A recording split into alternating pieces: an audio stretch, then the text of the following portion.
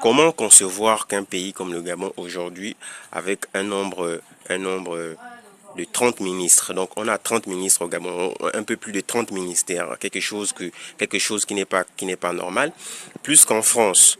En France, il y a à peine que 31 ministres et nous avons 30. Ce qui voudrait dire que c'est pas normal. Notre pays est d'abord plus petit en termes d'arrondissement, en termes de capacité, et nous n'avons pas le droit d'avoir plusieurs ministères, bien sûr, puisqu'il faut obéir à des normes nationales, à des normes éthiques et à des normes étatiques. Si nous prenons le modèle de la France, le Gabon a trop de ministres. En élargissant les recherches, on peut aller par exemple en regardant les États-Unis. Les États-Unis, ils ont un nombre de ministres qui est très faible à celui du Gabon. Pareil pour le Canada. Pareil pour la Grande-Bretagne. Pareil pour la plupart des États qui sont développés. J'attire l'attention de toutes les personnalités publiques de regarder cette situation. S'il faut réduire les dépenses de l'État, s'il faut réduire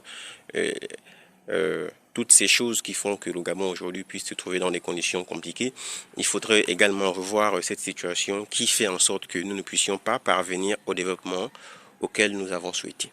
Ça, c'est une chose que j'ai voulu évoquer parmi tant d'autres. Et puis, il faut revoir le gouvernement actuel. Parce que dans le gouvernement actuel, il y a des postes qui n'ont pas le droit d'exister. Voilà. Et dans certains de ces postes, je ne vais pas les énumérer ici pour ne pas causer ou ne pas avoir de problèmes sur ma carrière politique. Mais du moins, je pense qu'il faut le dire. Il faut revoir aujourd'hui les postes.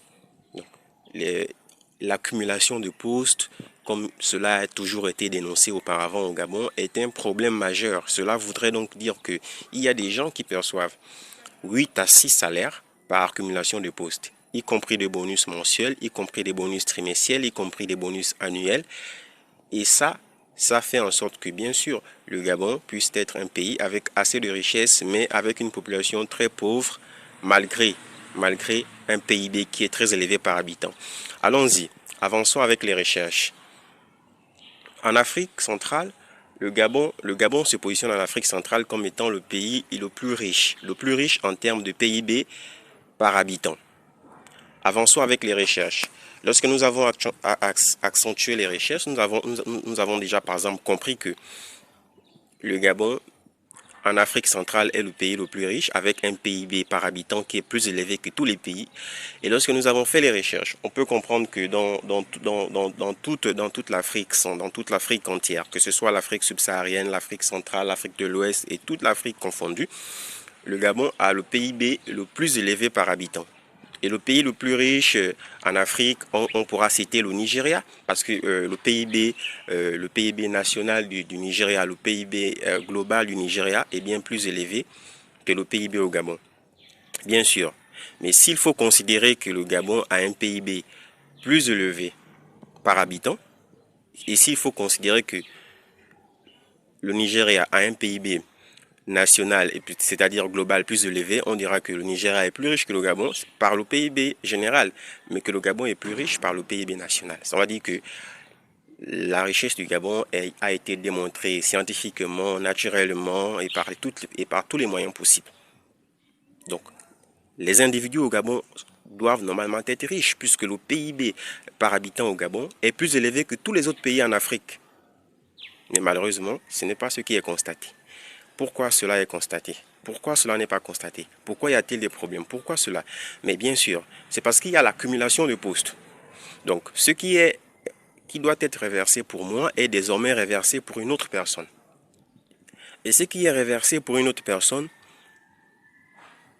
est une accumulation de postes, une accumulation de salaires, une accumulation de bonus. Et quelque chose qu'aujourd'hui je dénonce, puisque je m'adresse à l'ensemble de toutes les personnalités publiques et privées qui sont aussi bien sur le territoire national qu'à l'étranger et qui ont l'habitude de regarder mes actualités. Ça, c'est une des choses que j'ai voulu parler parmi tant d'autres. Et un autre modèle que j'ai voulu parler, c'est, comment on appelle ça? C'est voilà, la structuration et les entretiens même des instances et des établissements publics et privés du Gabon. Lorsqu'on regarde nos écoles primaires, les écoles, les établissements, les centres sanitaires, c'est-à-dire les hôpitaux, les écoles, les hôpitaux et les administrations, les banques et tout ça. Tout est défectueux. Les murs sont sales, les établissements sont sales, les hôpitaux sont sales, les peintures ne sont pas refaites, les WC sont sales, et toute cette salubrité des administrations publiques et privées, et tout cet ensemble qui n'est pas entretenu fait du Gabon, voilà, une administration incompétente, un gouvernement qui n'est pas compétent pour pouvoir entretenir ces établissements. Donc, les établissements privés, publics, administrations co-publiques, co-privées ne sont pas entretenus.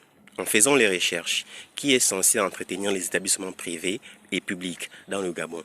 Il est résolument accepté et prétendument à dire qu'aujourd'hui, chaque ministère a le devoir et le droit, selon le code constitutionnel, d'entretenir ces établissements. Le ministère de l'Éducation nationale a le devoir d'entretenir tous les lycées publics et privés, parce qu'il est ministre de l'Éducation nationale, de l'enseignement supérieur, privé et tout ça, voilà, et de l'innovation. Il a donc le ministre de l'Éducation nationale, c'est lui qui doit entretenir les établissements publics et privés. Alors, le ministre, voilà, de l'Intérieur doit s'occuper d'entretenir tous les établissements qui concernent la sécurité de l'intérieur. Et voilà comment ça devrait marcher. Aujourd'hui, on retrouve à Port-Gentil ou bien dans toutes les communes du Gabon, voilà, un problème d'eau et d'électricité.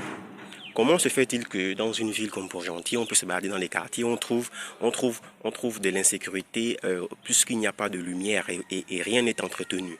On vient aujourd'hui, on installe quelques lampadaires et après demain, il y a un problème qui fait que cela ne puisse pas passer. Qui doit entretenir l'électricité dans les villes de Port-Gentil, dans les villes du Gabon, Port-Gentil, Libreville et toutes les autres communes du Gabon? Qui est censé entretenir l'électricité et l'eau? Mais c'est bien sûr la SCG, la Société d'eau et d'énergie du Gabon, qui a le devoir et l'obligation d'entretenir tous les établissements, voilà, et toutes les installations électriques qui entourent les villes. Bien sûr que Veolia aussi détient presque plus de 51% de parts. Et il y a aussi l'État gabonais qui a un nombre de parts. Mais on désigne la SCG comme étant responsable d'entretenir l'électricité et l'eau du Gabon. Donc si on trouve des quartiers là où il y a des lampadaires installés, mais ces lampadaires ne passent pas parce qu'il n'y a pas un service d'entretien efficace, c'est à la SCG qu'il faut pointer du doigt. C'est un grand merci que j'ai dit à toutes les personnes qui ont résolument accepté de regarder cette vidéo.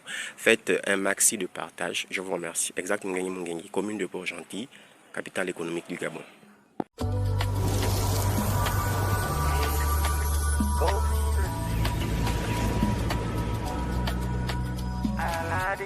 I